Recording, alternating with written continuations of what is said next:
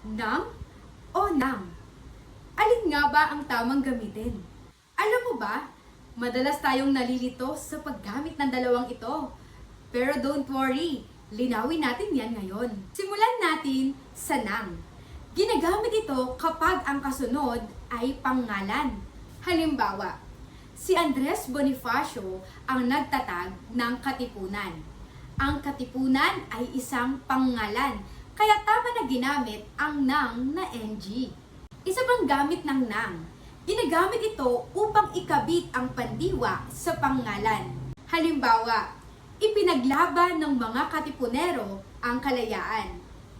Ngayon, tumungo naman tayo sa nang na NANG. At ito'y may 5 gamit. Una, pamalit sa para o upang. Halimbawa, lumaban si Bonifacio nang makamit ang kasarinlan. Sunod, ginagamit ang nang na mahaba bilang pamalit sa na at ang. Halimbawa, lumaban si Bonifacio dahil sobra ng lupit ng mga Kastila. Ikatlo, ginagamit bilang katumbas ng noong o when sa Ingles.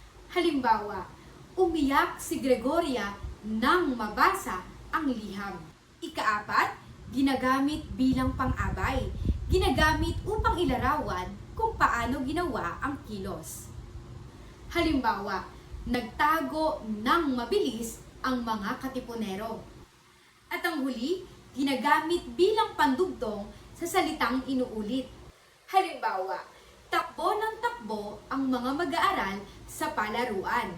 Tandaan, ginagamit ang nang na NG kapag ang kasunod ay pangalan, sagot sa tanong na ano o kanino. Ginagamit naman ang nang na NANG kapag ang kasunod ay pandiwa, pang-abay o inuulit na salita, kapalit ng noong, habang, upang at para.